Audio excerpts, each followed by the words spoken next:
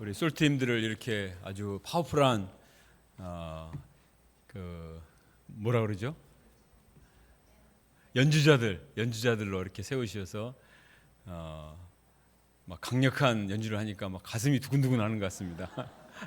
우리의 영이 막 진동하는 것 같은 감동을 느껴서 너무 감사하고, 우리가 보이지 않는 사이에 이렇게 솔팀들이 영적으로 많이 성장해서 하나님께 감사를 드립니다. 예. 지난 여름은 정말 너무 더웠습니다. 그죠? 그런데 이틀 동안 비가 오고 나니까 이렇게 더위가 사라졌습니다. 정말 이 우주 만물을 창조하신, 또 온 세상을 주관하신 하나님의 지혜가 놀랍지 않습니까? 지혜의 이 지혜서가 되는 잠언 말씀을 통해서 하나님의 지혜를 더 깊이 깨닫고 또 하나님을 찬양하면 좋겠습니다. 자, 오늘 말씀의 제목은 지혜가 생명나무다. 우리 지혜가 생명나무라. 같이 한번 외쳐보겠습니다. 시작. 지혜가 생명나무라. 지혜가 뭐라고요? 생명나무. 지혜가 생명나무입니다.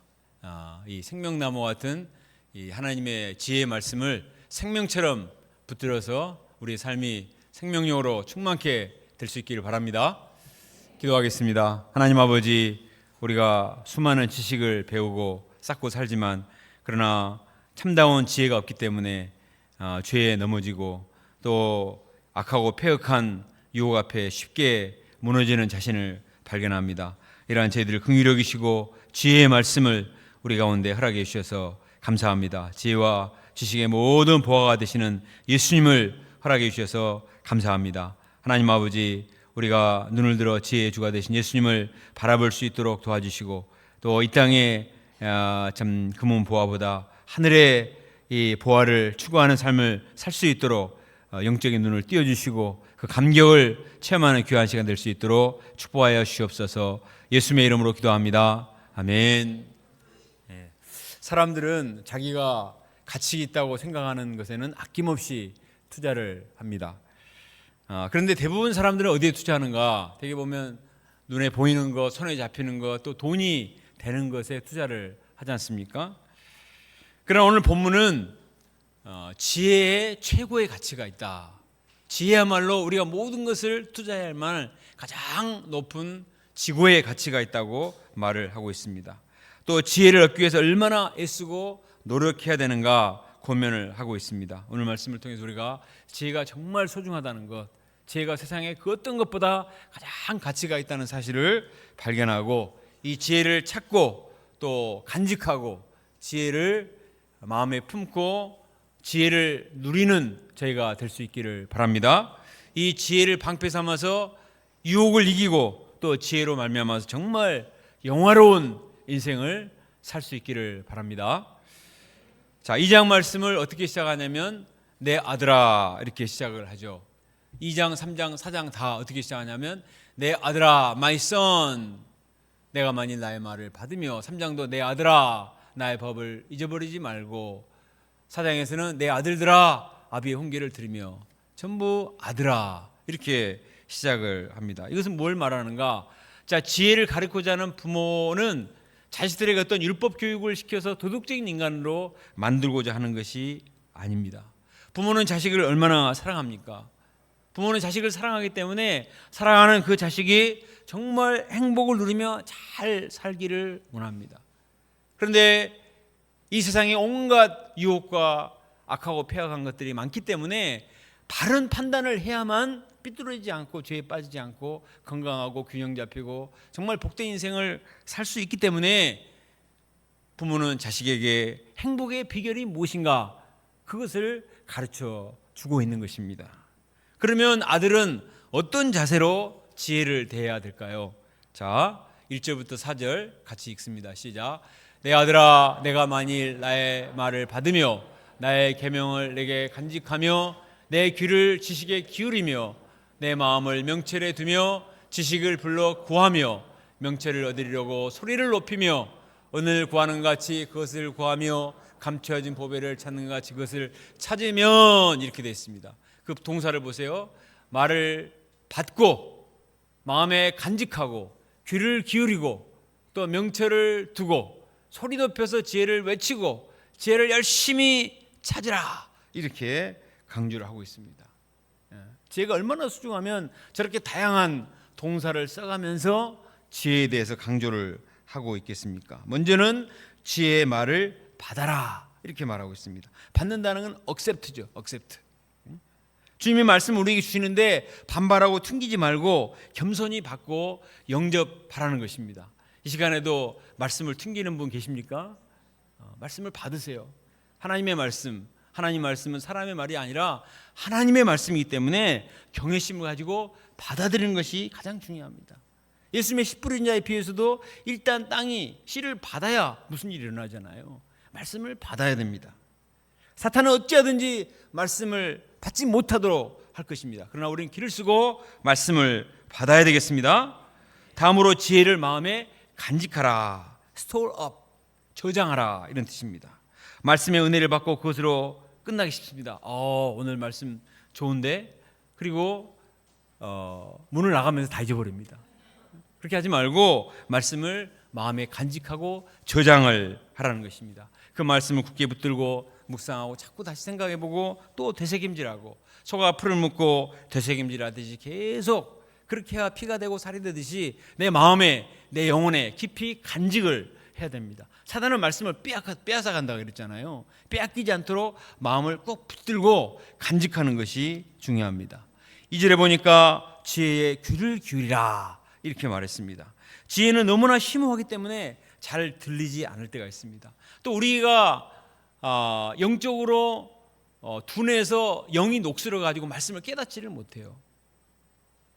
그래서 그 말씀을 깨닫기 위해서는 귀를 기울여서 들어야만 합니다. 특히 잠언 말씀은 계속 반복되는 말씀 같아요. 그 말씀 같고 뭐 1장 말씀이나 계속 똑같은 말씀이니까 그냥 지루하다고 생각하기 쉬운데 말씀을 듣고 또 듣고 읽고 또 읽고 다른 번역본으로 읽고 영어로도 들어보고 써보고 이렇게 하면은 말씀이 들리기 시작합니다. 말씀이 다 똑같은 게 아니에요. 그 말씀 속에 담긴 심오한 하나님의 뜻을 깨달아 알 수가 있습니다. 마음을 명철에 두라 하는 것은 영어로 보면 apply your heart to understand. 말씀을 들었을 때 그것을 자기에게 apply, 적용을 시켜보라는 것입니다. 말씀을 듣고 은혜 받는 데서 끝나지 말고 그것을 나의 삶에 적용을 시켜보는 것입니다. 어떤 사람들은 말씀을 들을 때 이 말씀은 누가 꼭 들어야 되는데 이 사람이 오늘 왔나 안 왔나 쳐다보면서 다른 사람한테 적용하기를 좋아합니다. 그런 말씀은 내게 주신 하나님의 말씀이기 때문에 말씀을 나에게 적용을 시켜보라는 것입니다. 나에게 적용시키면 그 말씀이 나의 말씀이 되는 거예요. 나의 살과 피가 되는 것입니다. 말씀을 지식으로만 생각하지 말고 나에게 주시는 생명의 말씀이다 생각하고 나의 삶을 적용시키면 때로 고통스러워요. 말씀이 나를 찌르거든요. 그렇지만 그것도 나에게 회개를 시켜서 나를 바로잡아주고 자신의 하나님의 말씀이기 때문에 그걸 영접하면 나에게 큰 유익이 될 줄로 믿습니다. 3절에서는 지식을 불러 구하며 명철을 얻으려고 소리를 높이라. Call out, cry aloud, 소리를 막 외쳐라 이렇게 말하고 있습니다. 이것은 소리를 높여서 열심히 성경을 볼 때도 될 수 있으면 소리를 내서 읽는 것이 좋습니다. 여러 번 소리 나서 읽고 또 그것을 찬송으로 만들어서 부르고 또 그것을 가지고 열심히 기도하라는 것입니다. 소리를 내서 외쳐라. 우리가 오늘 솔트팀 반주에 맞춰서 찬양을 했는데 찬양의 내용은 전부 말씀입니다. 말씀. 찬양을 작사하는 사람들은 말씀을 듣고 영감을 받아서 거기에 곡을 붙여가지고 음악을 만드는 것이거든요. 그러니까 소리 높여서 찬양하고 또 그것에 기도하면 더 말씀이 깊이 감격적으로 들어올 수가 있습니다. 예레미야 33장 3절에 너는 내게 부르짖으라 내가 내게 응답하겠고 내가 알지 못하는 크고 은밀한 일을 내게 보이리라. 말씀 안에 담긴 크고 은밀한 일을 우리가 소리 높여 외쳐 부를 때 주님께서 깨닫게 해 주십니다. 다니엘이 바벨론의 많은 엘리트보다 10배나 지혜가 더했다고 했습니다. 그것은 다니엘이 머리가 타고난 사람으로 태어났기 때문이 아닙니다. IQ가 좋아서가 아니고 다니엘서 6장 10절에 보면 다니엘은 예루살렘을 향한 창문을 열고 전에 하던 대로 하루 3번씩 무릎을 꿇고 하나님께 기도했다고 했습니다.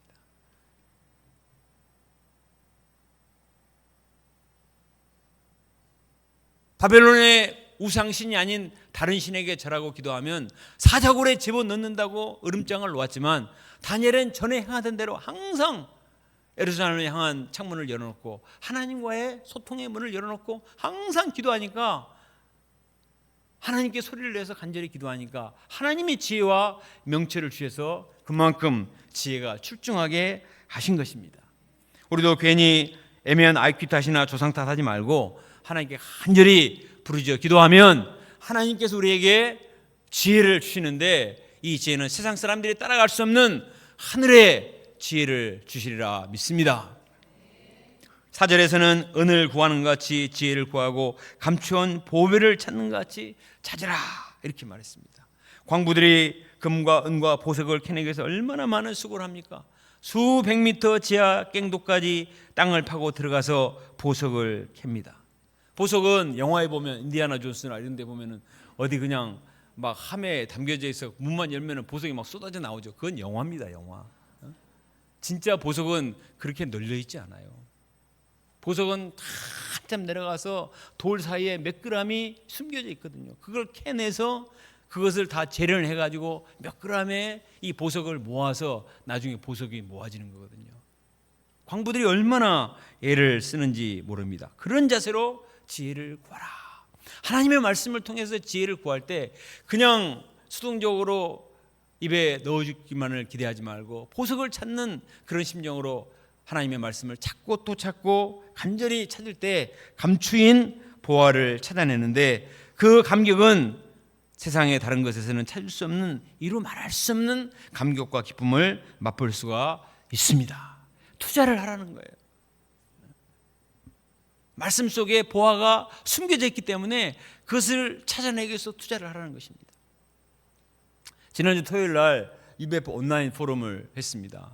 그런데 라나도 목자님이 메시지를 전하면서 자기의 체험담을 얘기를 했어요.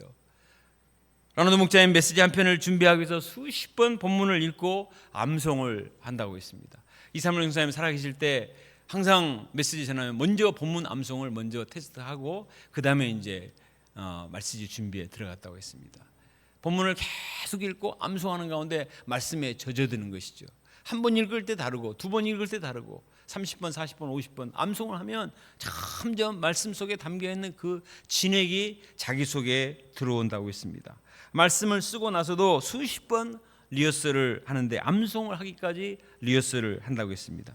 그때 말씀이 내면에 숙성이 되어서 심령이 뜨거워져서 말씀을 전할 때는 속에서 막 불이 품듯이 이런 역사가 있는다고 했습니다. 매번 그렇게 하는지는 모르겠지만 하여튼 이렇게 이런 투쟁을 통해서 하니까 말씀이 감동을 주는 거죠. 우리에게도 이런 자세로 말씀을 얻고자 하는 간절한 기대와 열망을 가지고 말씀 투쟁을 할 수 있기를 바랍니다. 어디서 100개만 나가지고는 아무리 좋은 원고에도 감격이 없어요. 내 것이 되지 않으니까. 그러나 내가 찾아낸, 내가 발견한, 내가 만난 예수님, 내가 발견한 그 지혜를 내가 맛보고 그것을 전하면 그것이 감동이 되고 힘이 되고 능력이 되는 것입니다. 이렇게 하면 말씀에 귀를 기울이고 말씀을 받고 말씀을 간직하고 말씀을 찾고자 애를 쓰고 소리 높여 외치면 어떻게 되느냐.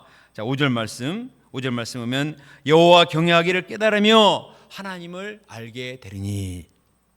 이것을 공동번역에 보니까 이렇게 했습니다. 그래야 눈이 열려서 여호와 두려운 줄을 알게 되고 하나님이 어떤 분이신지 알게 되리라. 사람들이 영적으로 우둔해져서 하나님을 잘 몰라요. 하나님을 잘 모르니까 교만하고 자기가 뭐가 되는 줄 알고 깝죽거립니다. 그러나 정말 우리가 간절한 심령으로 말씀을 찾고 구하고 말씀을 잘 연구해서 말씀을 통해서 하나님을 발견하면 영적인 눈이 열려서 여호와 두려운 줄을 알게 돼요. 하나님 무서운 줄을 알게 되는 거예요. 하나님이 얼마나 대단하시고 위대하시고 놀라우신 분인가, 그 하나님을 알게 되고 그 하나님 앞에 넙죽 엎드려서 하나님께 찬양과 경배를 돌려드릴 수밖에 없다는 것입니다. 그것은 단지 무서워서 벌벌 떠는 것이 아니라 하나님을 만나는 감격, 하나님을 만나는 신적인 체험이죠. 하나님을 만나는 감격과 기쁨, 그러면서도 하나님을 경외하면서 내 안에 하나님의 거룩한 모든 은혜와 축복이 내 마음에 쏟아져 들어오는 것입니다. 사도 바울이 이런 체험을 했습니다. 그는 이전에 자신이 알고 있던 율법이 최고인 줄 알고 자기가 정말 가장 똑똑한 사람인 줄 알고 교만을 떨었습니다. 그래서 예수 믿는 자들을 무자비하게 핍박을 했지 않습니까? 그러나 다메섹 도상에서 부활하신 예수를 만났을 때 그는 비로소 영적인 눈을 떠서 하나님 두려운 줄을 알게 되었습니다. 하나님의 아들 예수님께서 얼마나 위대하시고 얼마나 영광스러운 분인가 알게 되었습니다. 그때 그는 자신이 자랑하던 모든 지식을 배설물로 여기고 과감하게 버렸습니다. 내가 자랑하던 것은 예수님 앞에 쓰레기다. 그리스도를 아는 지식이 가장 고상함을 알고 그리스도를 얻고자 몸부림을 쳤습니다. 특히 예수님의 부활의 권능을 체험하기 위해서 적극적으로 고난에 참여하는 자가 되었습니다. 그리고 그는 골로새 2장 3절에서 이렇게 외쳤습니다. 바로 예수님 안에는 지혜와 지식의 모든 보화가 감추어져 있느니라. 그가 성경을 제대로 알지 못하고 제대로 공부하지 못했을 때는 하나님 두려운지를 모르고 함부로 교만을 떨었지만, 그러나 부활하신 예수님을 만나고 그 예수님의 눈으로 성경을 보니까 완전히 새로운 세계가 열리고 예수님 안에서 모든 말씀들이 다 해석이 되어졌습니다. 예수님 안에 지혜와 지식의 모든 보화가 감춰져 있느니라. 신약 성경이 27권이에요. 신약 성경 27권 중에 13권이나 되는 바울 서신은 바울이 예수님 만나고 하나님 들어온 것을 깨닫고 예수님 안에서 지혜와 지식을 캐내는 과정 속에서 쓴 지혜의 보고들입니다. 2000년이 지났지만 지금도 바울 서신을 통해서 얼마나 심오한 영적인 비밀을 깨닫고 은혜를 받습니까? 하나님 들어온 줄을 깨닫고 하나님을 만날 때 이런 놀라운 감격이 일어나게 되는 것입니다. 5절에서 하나님을 안다는 것은 단지 지식적으로 아는 것이 아니고 체험적으로 주님을 만나는 것입니다. 주님을 만나서 주님과 연합되어지는 거예요. 그래서 내가 주님 안에, 주님이 내 안에 가는 영적인 신비적인 연합을 체험합니다. 하나님과 내가 하나가 되는 이런 놀라운 체험을 하게 됩니다. 그때 지혜는 우리의 방패가 되어줍니다. 지식이 아니라 내 안에 들어와서 영적인 힘을 발휘해서 선과 악을 분별하는 판단력이 생기고 악한 것은 과감하게 끊을 수 있는 힘이 되는 거예요. 사람들이 선하고 나쁜 것을 몰라서 죄를 짓나요? 알아요. 알지만 죄를 짓습니다. 왜 그렇습니까? 죄를 이길 힘이 없기 때문에. 죄가 주는 유익, 달콤함을 뿌리치지 못하기 때문에 죄에 넘어지거든요. 그러나 우리가 말씀을 통해서 말씀의 풍성한 은혜를 받으면 지혜가 생기는데, 그것은 판단력뿐만 아니라 죄를 이길 수 있는 방패가 되는 것입니다. 자, 7절과 8절을 같이 읽어봅시다. 시작. 그는 정직한 자를 위하여 완전한 지혜를 예비하시며 행실이 완전한 자에게 방패가 되시나니 대저 그는 정의의 길을 보호하시며. 자, 보세요. 지혜는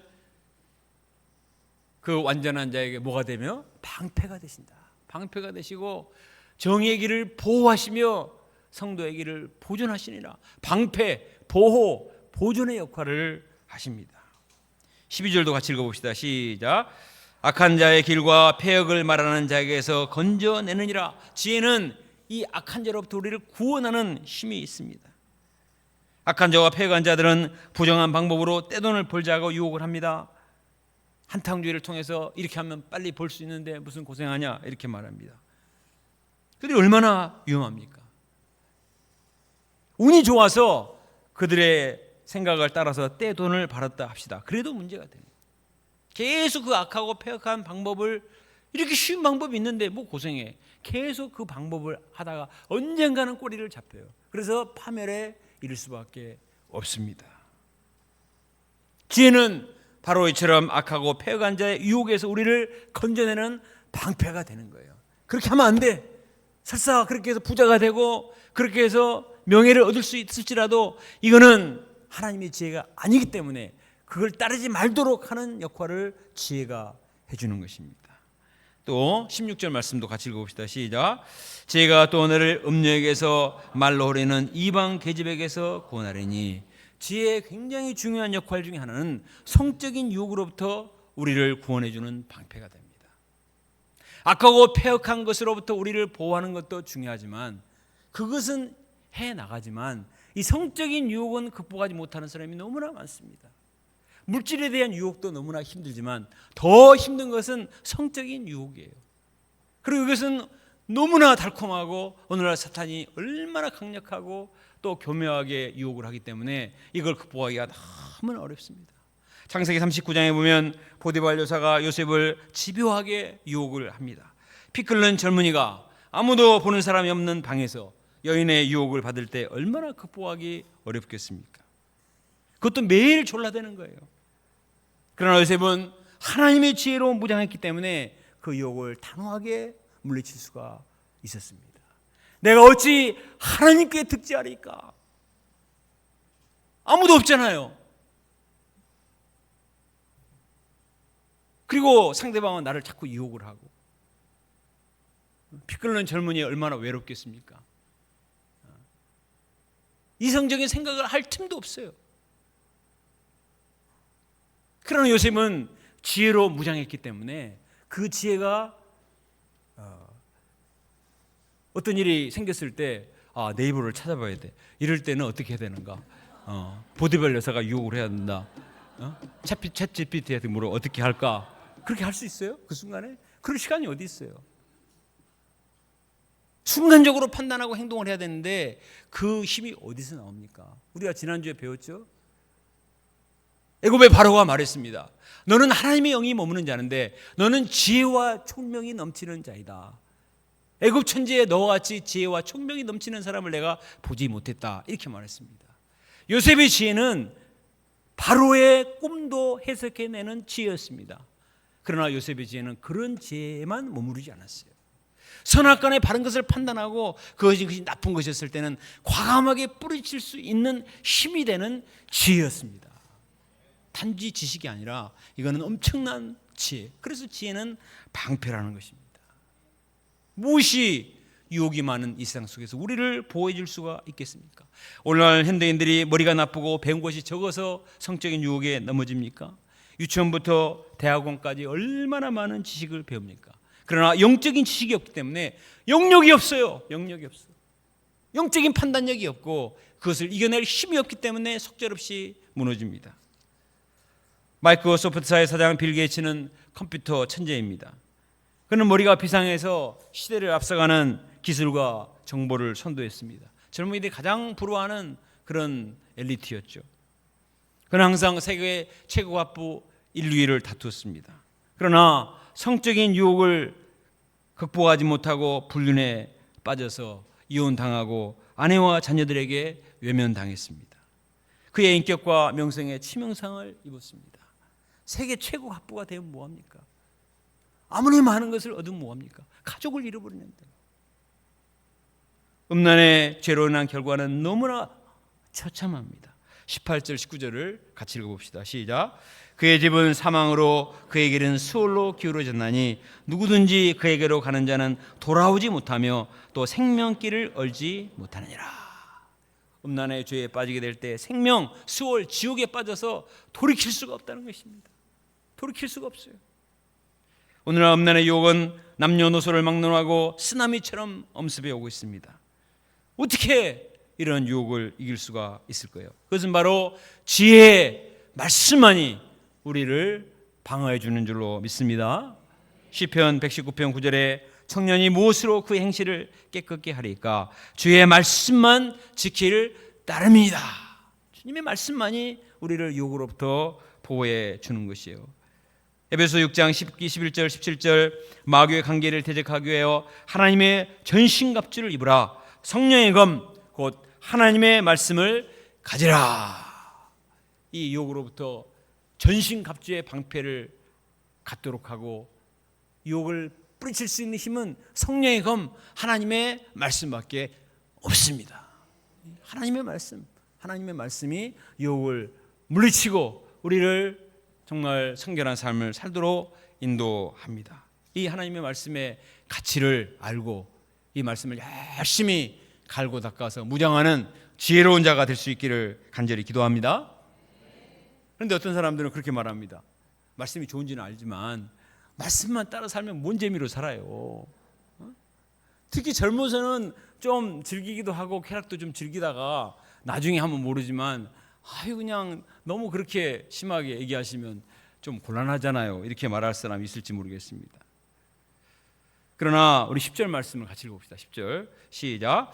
그 지혜가 내 마음에 들어가며 지식이 내 영혼을 즐겁게 하느니라. 보세요. 지혜가 내 마음에 들어가서 지식이 내 영혼을 고리타분하게 하느니라 이렇게 말하나요? 그렇지 않아요. 하나님 말씀은 우리를 부담스럽게 말한 게 아닙니다. 지혜는 내 마음에 깊이 들어가서, 쾌락은 나의 표피와 육체만을 즐겁게 하는데 끝나지만 지혜는 나의 마음과 영혼 깊이 들어갑니다. 그리고 내 영혼을 즐겁게 하는 것입니다. 내 영혼을 즐겁게 하는 거예요. 말씀을 통해서 내 영혼이 즐겁게 되는 그 감격은 세상의 그 어떤 쾌락과 잔재미와 비교할 수 없는 놀라운 감격과 즐거움인 줄로 믿습니다. 어거스틴이 예수님을 만나기 전에 세상 쾌락에 빠져서 불륜을 행하고 사생활을 낳고 정말 방탕한 삶을 살았습니다. 어머니가 피눈물을 흘리며 권면을 해도 어떻게 할 수가 없어요. 이 죄의 쾌락을 이길 힘이 없어요.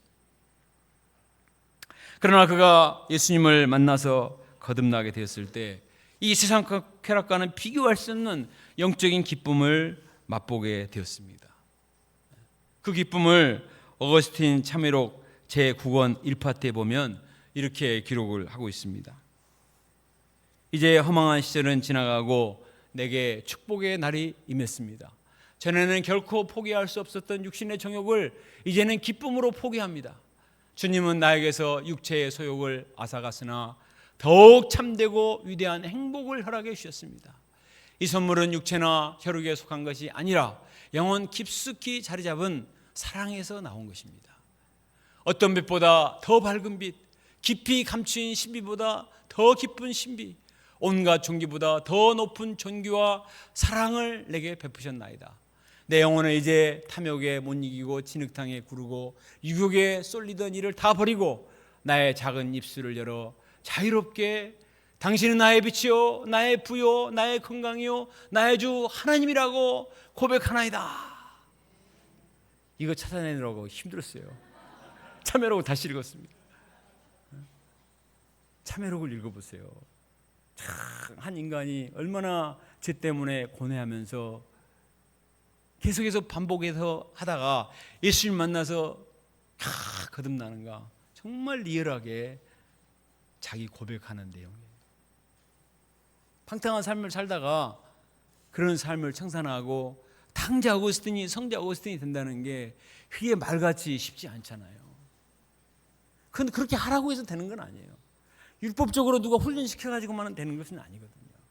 말씀이 주는 감격과 기쁨이 세상 쾌락보다 훨씬 더 강하기 때문에 스스로 그것을 끊고 평생을 말씀에 사로잡혀 사는 것입니다. 시편 119편 103절에 주의 말씀의 맛이 내게 어찌 그리 단지요 내 입에 꿀보다 더 단이다. 아멘. 하나님의 말씀은 세상의 그 어떤 꿀을 떨어뜨리는 세상의 어떤 달콤한 것보다 훨씬 더 기쁘고 감격스럽고 놀라운 신령한 감격과 기쁨을 주는 줄로 믿습니다. 내 영혼 깊숙이 들어가기 때문에 내 영혼 깊숙이 들어가서 내 영혼 심령 골수를 찔러 쪼개고 내 골수를 윤택하게 하고 내 마음을 감동을 시키기 때문에 어떤 것과도 비교할 수 없습니다. 이것을 맛본 사람들은 목숨을 걸고 성경의 진리를 지킵니다. 순교를 당하면서도 성경의 진리를 지키는 사람들이 바로 그분들이죠. 우리도 이런 깊은 감격의 세계로 들어갈 수 있기를 바랍니다. 자, 3장 1절을 같이 읽어봅시다. 3장 1절 시작. 이것이 내 몸에 양약이 되어 내 골수를 윤택하게 되리라. 지혜는 죄로부터 우리를 방어하는 방패만 되는 것이 아니라 우리의 골수를 윤택하게 하는 양약이 됩니다. 양약. 저는 약국에 갈 때마다 약사님들이 정말 위대하게 느껴져요. 저렇게 많은 약을 어떻게 다 외우실까? 저렇게 많은 약을 다 외우시고 어떤 환자가 오면은 어디 몇 칸에 뭐가 있어서 그것을 다 이렇게 조절해서 주는 분들이 참 위대하게 느껴지세요. 근데 저는 약국에 갈 때가 많지가 않거든요. 슈퍼는 자주 가거든요. 그래서 저는 약사는 뭐 먹고 살까? 나는 별로 안 가는데. 근데 알아보니까 아픈 분들이 그렇게 많다는 거예요. 그리고 와서 영양제를 사가는 분들이 많다고 했습니다. 이 말씀을 공부하면서 약국에서 근무하시는 고사무엘 목자님에게 물어봤습니다. 약사는 아니시지만 제일 잘 나가는 약이 뭡니까? 영양제가 제일 잘 나가는. 나이가 들수록 몸이 쇠가기 때문에 영양을 공급해주는 약을 찾습니다. 젊은이들도 각종 스트레스로 인한 두통, 불면증, 체력 증강제들을 필요로 합니다. 유튜브에서 얼마나 약을 많이 선전합니까? 그런데 지혜의 말씀은 골수를 윤택하게 하는 양약입니다. 예? 유튜브보다 제가 더 힘있게 지금 강조하고 있어요. 골수가 뭐죠? 피를 만들어내는 것이잖아요. 사람이 피가 가장 중요하지 않습니까? 골수가 병들면 골수에서 만들어내는 피의 문제가 생기고, 피의 문제가 생기면 피가 우리 모든 신체 각 부분에 들어가서 영양을 공급하는데 모든 신체에 병드는 거예요. 골수가 가장 중요한데 하나님의 말씀은 우리의 골수를 윤택하게 하는 양약이 됩니다. 하나님 말씀을 열심히 묵상하면 우리의 골수가 윤택하기 때문에 우리가 정말 몸과 영혼이 건강해지고 머리가 맑아지고 피부도 윤택해지고 화장을 안 해도 얼굴에서 막 광채가 납니다. 골수가 윤택하게 되니까. 지혜가 얼마나 값지고 귀합니까? 3장 14, 15절 같이 읽습니다. 시작. 이는 지혜를 얻는 것이 은을 얻는 것보다 낫고 그 이익이 정금보다 나음이니라. 지혜는 진주보다 귀하니 내가 선망하는 모든 것으로도 이에 비교할 수 없도다. 세상에 그 어떤 보석보다도 지혜가 가장 귀한 것이라고 말합니다. 16절에 보니까 그 오른손에는 장수요 왼손에는 북이니라. 지혜는 영적인 기쁨만 주는 것이 아니고 장수와 부귀도 줍니다. 예수 믿으면 돈이 나오냐 떡이 나오냐, 이 말씀을 통해 보면 돈도 나오고 부귀도 나오고 건강도 나옵니다. 죄를 안 짓고 열심히 살기 때문에 부자 됩니다. 그리고 하나님께서 건강을 주십니다. 18절 말씀, 요절 말씀입니다. 같이 읽어봅시다. 시작. 지혜는 그 얻는 자에게 생명나무라. 지혜를 가진 자는 복이 되도다. 잠언저자는 지금까지 지혜를 왜 얻어야 되는가, 지혜의 가치에 대해서 많이 설명했는데 여기서 도장을 찍고 있어요. 지혜는 그 얻는 자에게 무엇이다? 생명나무다. 생명보다 더 귀한 것이 있습니까? 가장 중요한 것이다. 세상에 얻어도 되고 못 얻어도 되는 것이 있어요. 은근 보석 없어도 삽니다. 그러나 생명 없으면 살 수가 없어요. 근데 지혜가 바로 생명나무입니다. 에덴 동산에 금은, 보석, 베들레헴도 있었고 맑은 물이 흐르고 좋은 것이 많이 있었습니다. 그러나 제일 중요한 것은 생명나무였습니다. 아담이 하나님 말씀을 듣고 지혜가 있어서 사탄의 유혹을 뿌리치고 말씀을 지켰다면 생명나무 실과를 따먹고 영생할 수가 있었어요. 그런데 사탄의 유혹을 받고 지혜가 없었습니다. 사탄의 유혹에 넘어가서 선악과를 따먹고 쫓겨났어요. 생명나무는 두루도는 화용금을 하나님이 지켰습니다. 너는 죽어라. 정령 죽을지니라 말씀하신 것처럼 결국 죽음에 이를 수밖에 없었습니다. 그러나 하나님께서는 우리 인생들을 불쌍히 여기시고 다시 생명을 얻을 수 있는 길을 허락해 주셨습니다. 그 지혜가 바로 예수님이십니다. 요한복음 1장 4절, 그 안에 생명이 있었으니 이 생명은 사람들의 빛이라. 예수님이 땅에 생명을 가지고 오셨어요. 나는 부활이요 생명이니 나를 믿는 자는 죽어도 살겠고 살아서 나를 믿는 자는 영원히 죽지 않으니 이것을 내가 믿느냐. I am the resurrection and the life. 예수님 안에 생명이 있고 예수님 자체가 생명이십니다. 이 예수님을 믿을 때 우리가 영생을 누릴 수가 있습니다. 지혜는 생명나무이다. 지혜 대신 예수님을 믿어도 되고 안 믿어도 되는 게 아닙니다. 생명을 얻고 싶으면 지혜의 본체가 되시는 지혜와 지식의 모든 보화가 감춰져 있는 예수님을 믿어야 되겠습니다. 예수님을 믿고 붙들고 예수님과 더불어 주님의 말씀에 순종하는 그런 삶을 살 수 있기를 간절히 기도합니다. 호세아 4장 6절에 내 백성이 지혜가 없어서 망한다고 그랬어요. 지식이 없어서 망한다. 공부를 많이 못한 지식이 아니고 하나님 아는 지식이 없어서 망한다. 우리가 하나님의 아들이신 예수님을 믿고 다시 구원을 받아 영생에 이르는 자들이 될 수 있기를 바랍니다. 마지막으로 4장에 보면 이런 지혜를 우리가 어떻게 해야 되는가 다시 강조합니다. 자, 4장 6절부터 8절 같이 읽습니다. 시작. 지혜를 버리지 말라. 그가 너를 보호하리라. 그를 사랑하라. 그가 너를 지키리라. 지혜가 제일이니 지혜를 얻으라. 내가 그 모든 것을 가지고 명철을 얻을지니라. 그를 높이라. 그래야면 그가 너를 높이리라. 만일 그를 품으면 그가 너를 영화롭게 하리라. 자, 여기 보세요. 자, 지혜에 대해서 동사들, 지혜를 버리지 마라. 지혜를 어떻게 하라? 사랑해라. 지혜를 얻어라. 지혜를 높이라. 그다음에 뭐라 그랬어요? 지혜를 품어라. 품어라. 닭이 계란을 품으면 병아리가 나옵니다. 근데 닭이 계란을 며칠을 품는지 아세요? 21일을 품는데요. 21일 동안 꼼짝하지 않고 계란을 품고 있어요. 그러면은 그 안에서 병아리가 만들어지고 삐약 하고 새 생명이 나와요. 품는 것은 이렇게 하는 것입니다. 21일 동안 꼼짝하지 말고 닭이 계란을 품듯이 말씀을 품으라는 것입니다. 오늘날 사람들은 너무 급해. 영화도 긴 건 못 봐요. 이제는 10초짜리 쇼츠가 인기가 10초 쇼츠. 긴 책은 읽지도 않아요. 21일을 앉아 있어야 되는데 21초도 못 있어요. 그냥 뛰쳐나와 버려요. 그러니 하나님의 말씀이 내 안에서 힘을 발휘할 수가 없습니다. 자, 하나님 말씀을 간직하고 말씀을 높이고 말씀을 품어야 되겠습니다. 따라서 합시다. 말씀을 품읍시다. 스마트만 품지 말고 개 고양이만 품지 말고 말씀을 참 마음에 간직하고 내가 정말 소중한 것을 품잖아요. 하나님 말씀이 생명이기 때문에 하나님 말씀이 방패이기 때문에 하나님 말씀이 생명이기 때문에 하나님의 말씀을 품어야 되겠습니다. 말씀을 품으면 말씀의 생명력이 내 안에서 전달이 되는 것입니다. 고린도전서 2장 18절에 십자가의 도가 멸망하는 자에게는 미련한 것이요 구원을 얻는 우리에게는 하나님의 능력이요 지혜라 이렇게 말했습니다.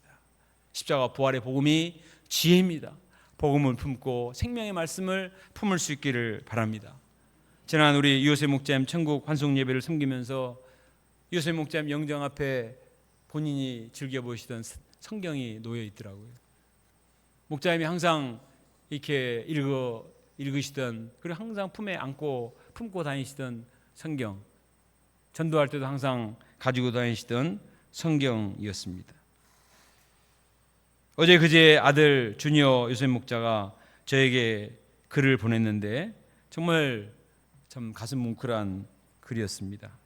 그 중에 이런 내용이 있었습니다. 이제 아버지가 평생 붙드셨던 히브리서 12장 2절 믿음의 주요 온전케 하신 예수를 바라보자 그 말씀처럼 아버님이 믿음의 경주를 완주하시고 이제 더 이상 육신의 고통이 없는 천국에서 항상 소망하시던 예수님 옆에 계심을 믿고 감사합니다. 저도 아버지가 그랬던 것처럼 항상 믿음의 주요 온전케 하신 예수를 바라보고 믿음의 경주를 완주할 수 있기를 간절히 기도합니다. 저는 이 글을 읽으면서 참 목자님의 삶이 헛되지 않았다 이런 생각이 들었어요. 우리 발인 예배 때도 우리 하모니 목자님이 이렇게 추도사를 했는데 그 양으로서 자기가 배운 그 목자님의 삶에서 배운 것을 정말 감동적으로 이야기를 했습니다. 또 아들이 이렇게 아버지의 삶을 영적으로 배우는 이야기를 한 걸 볼 때 정말 그 인생이 참 아름다운 인생이셨다는 것이 느껴졌습니다.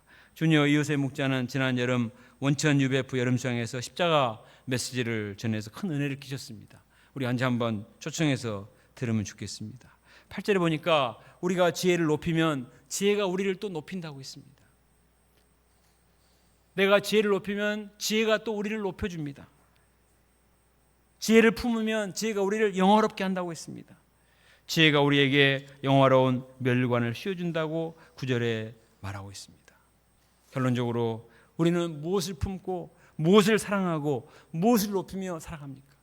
오늘날 물질적이고 이기적인 시대 가운데 정말 세상적이고 물질적인 것들을 품고 간직하며 그것을 향해서 줄다람치기보다도 정말 지혜의 말씀, 생명의 말씀, 지혜의 본체가 되신 예수님을 마음에 품고 간직하고 높이고 자랑하고 선포하고 예수님을 더 배우기 위해서 끊임없이 투쟁함으로 말미암아 내 안에 하나님의 영광이 임하는 정말 영화로운 인생, 영생을 누리는 그런 믿음의 사람이 될 수 있기를 간절히 기도합니다.